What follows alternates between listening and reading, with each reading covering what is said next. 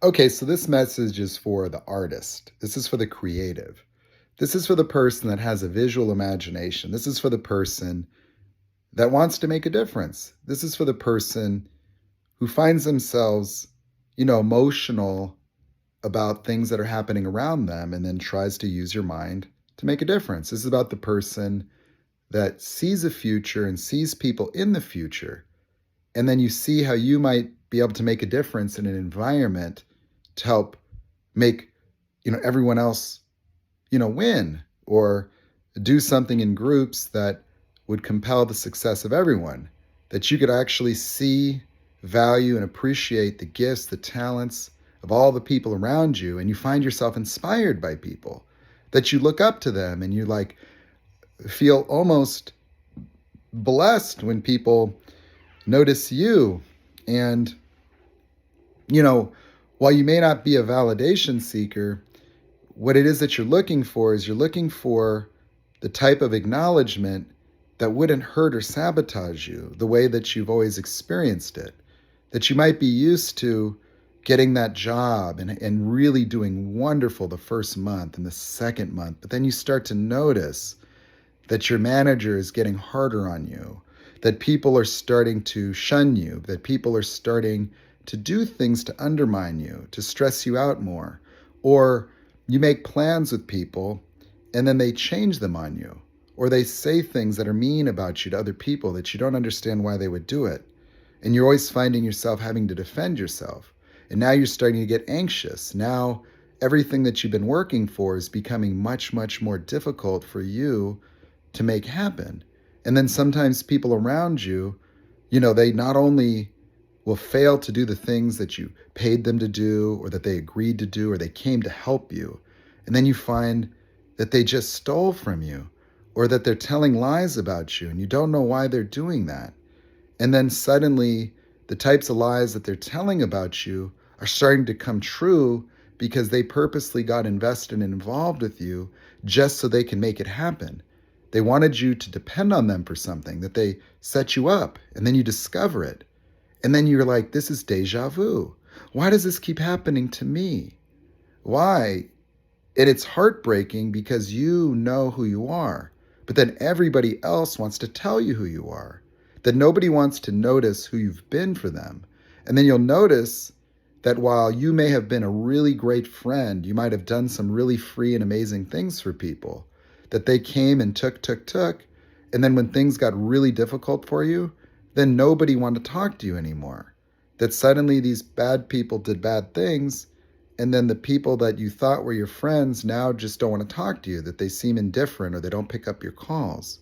Now, I want you to know that if that sounds like something that you've been through, if you've dedicated yourself to something, like a job, or you saw somebody and you got into a relationship, romantic or a friend, and you stood for them and you gave and gave and gave and you were there for them when they needed you and you lent that friend some money or they went through a bad thing and then you helped them.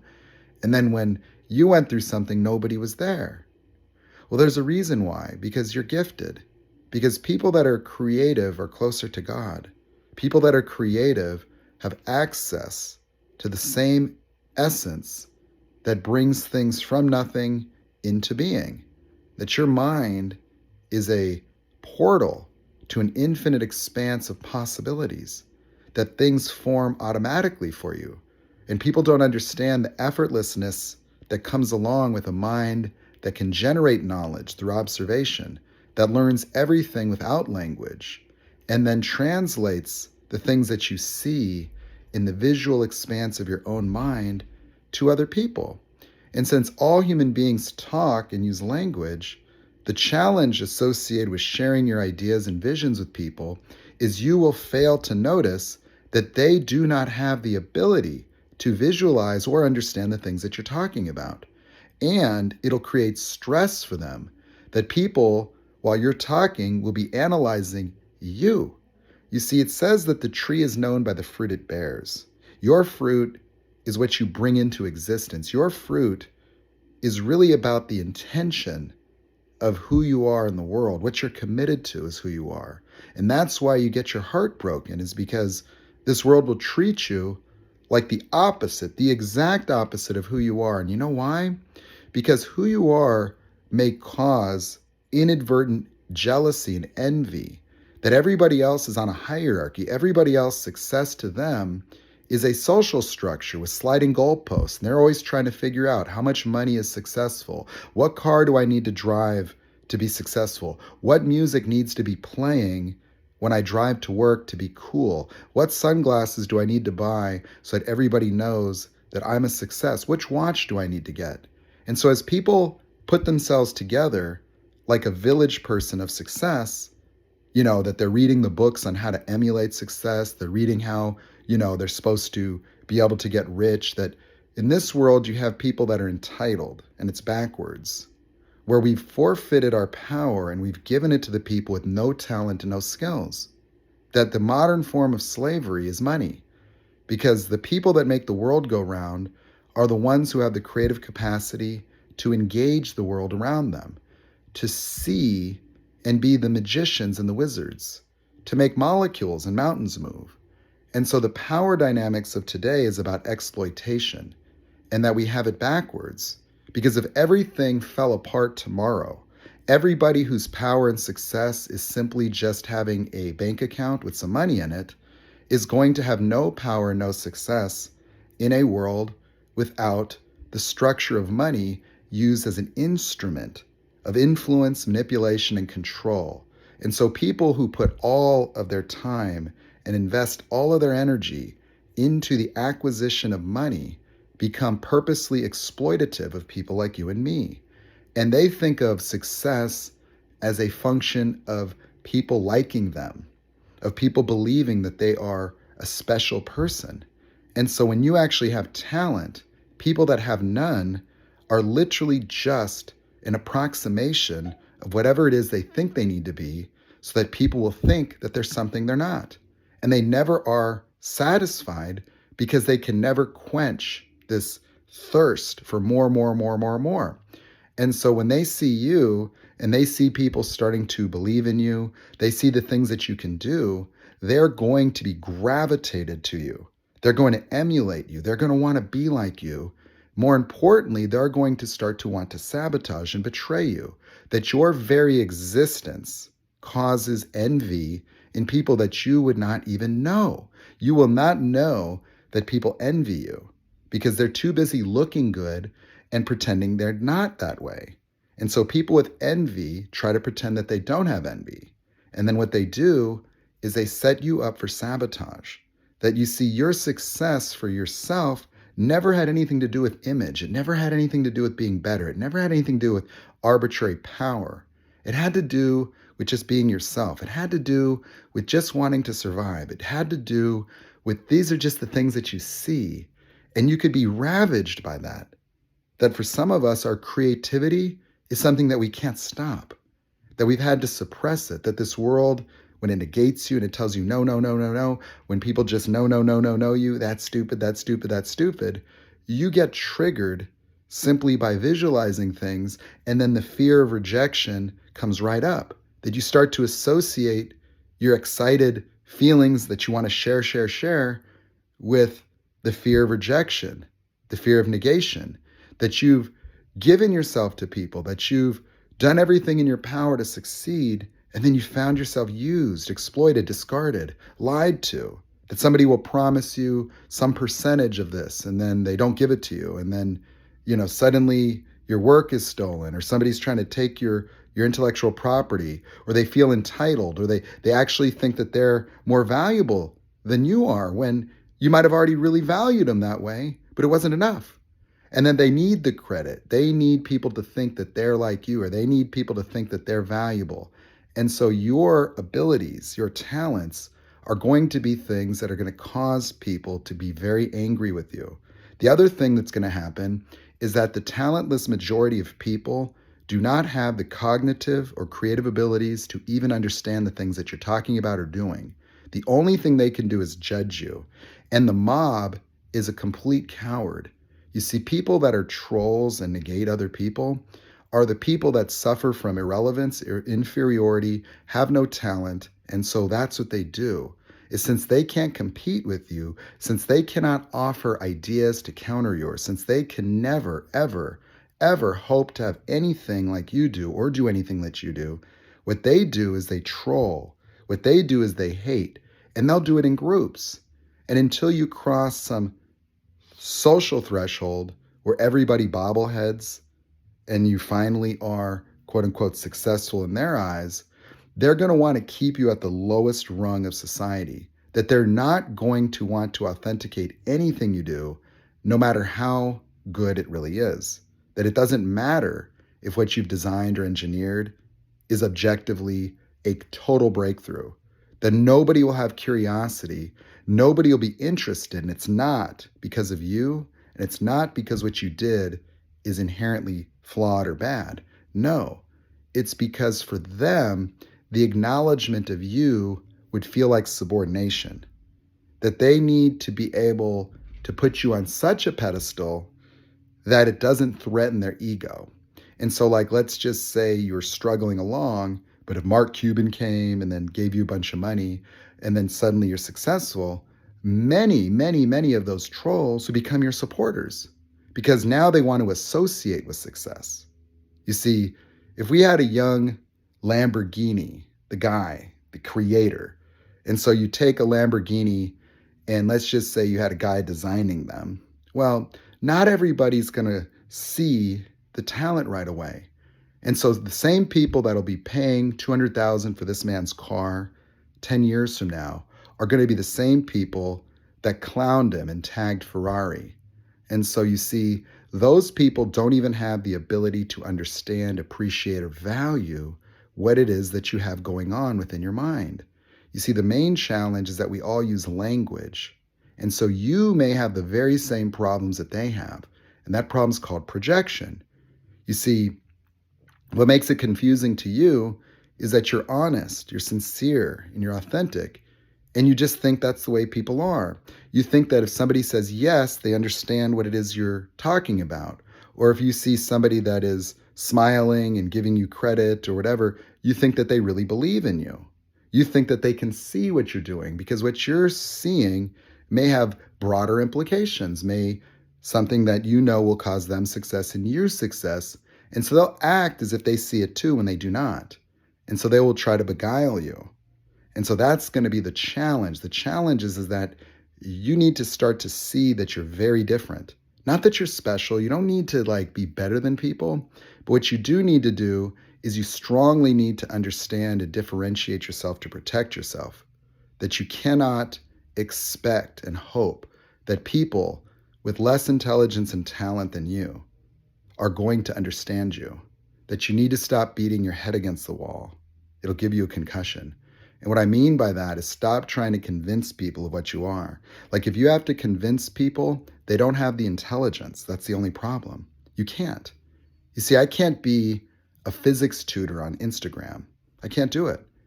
I cannot convince people how I would understand volumetric efficiency in my intake design. I cannot tell people that I understand the exponential relationship between velocity and kinetic energy. And I can't explain how my mind would be able to pull in all the superchargers that ever existed and reconcile them with the physics that I have discovered to be at the cause of efficiency issues as a relationship to rotor diameter and length.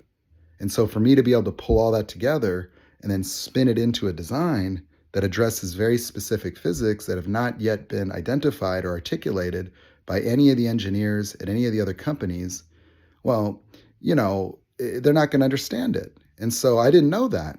See, that's the weird part is I would share these ideas and feel a sense of rejection because people would key on my sensitivities. And so you give people a lot of power when you're waiting for them to validate your ideas.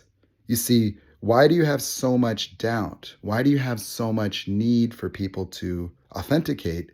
Is simply because being this way, being creative, is something that has always brought you a lot of problems. You see, we live in a society where school takes away creativity from children. You see, people learn things with no connection to the experiential domains of creativity. They don't understand that all knowledge comes from people like us. And so if I were to write a book on psychology, psychology would say, well, you don't have a degree. And I would say, you know why? Because there will be a time where you will get a degree studying what I'm writing down today, because it's absolutely true. It's absolutely true that I could sit here and tell you that I have written a book that details an entirely new and distinct model for early childhood development, that for the first time, psychology has been integrated with the neurological dimensions of the sympathetic nervous system to explain the formation of mental health problems in human beings that don't exist in animals. And I could explain it based on taking you down a journey to see what happens to the human mind when you introduce language to it, specifically the word me. And so I'm literally going to show exactly how meditative enlightenment worked and why it's important to know this, because I'm going to show you how to cure the vast majority of mental health problems that have no real basis in any physiological anomaly with the brain by connecting the psychological dynamics to the neurological in an overlap. Now I have the methodological approach to cause people to be able to totally escape the subjective reality by getting out of the space of something's wrong with me, getting out of the space of broken, getting out of the experience of not good enough. And so I could do that. And I could tell you exactly how the subjective reality forms, and that the entire subconscious mind of a person is merely the total sum of cognitive processes that are happening in any given moment beyond their awareness. The awareness that restores to incorporate all of that results in a mind like mine. That I am not absolutely more intelligent than people. What it is that as a function of time and as a result of my transformational processes with Landmark, my mind was opened in a way that I could start to pull out elements of fear that contaminate the mind and cause cognitive inhibitions. And so by eliminating the subconscious, by eliminating it, meaning I don't have a subconscious. There's no subconscious anymore, that it's all one. So what would that mean if I didn't have a subconscious? It means that the total sum of my capacity to create with my mind and understand things is 100% online anytime I'm not in fear. And that's why I can create very advanced things now, that if they thought that my creativity was something a few years ago, when they came around to break me, they did, and they forced me to look within. And I discovered even more. I discovered so much more that it is, 30,000 words into a book already. And it's going to be a challenge because it supersedes anything that's ever been discovered in psychology or the world of transformation or the world of enlightenment. That these are all now reconciled into one model of the human mind that, is the most advanced that's ever occurred and the most simple at the same time. It eliminates the need to look at the subconscious. It eliminates the need to look at trauma, because the trauma, it happened after the formation of the subjective experience, where these repetitive positive feedback loops of suffering are themselves the cause of trauma, not the events. That the first event that created the whole subjective reality, a world where every man, woman, and child is trying to live into a fantasy future of more, where they're trying to figure it out and be perfect for mommy and daddy as a child. Now it's for society. Now it's for your spouse. Now it's for your work. Yeah. You think you're not good enough? Oh yeah, you think you're broken? You think you're stuck? You think you're paralyzed? You think you're confused? Interesting. Yeah, of course you do. Yeah. Well, so that's what's available. That I actually know how to cause people to have profound cognitive breakthroughs into another level of intelligence, another level of present moment awareness, another level of creativity. Like I'm actually hoping I can go and find myself a physicist sometime, someone with 200 IQ points, and then use my methods to see what happens. Very, very curious about unlocking those minds, because my mind is just jailbroken in a way. And so, yes, I might, look a little unstable from time to time. Well, that's what happens when you're transparent and authentic. And at the same time, have access to a totally new domain of existence. It's hard for people to understand it, and you might vary a little bit because everyone's trying to trigger you and take you down. You could be very emotional, and that's just the way that it is. That's the price of freedom, is feelings, real ones.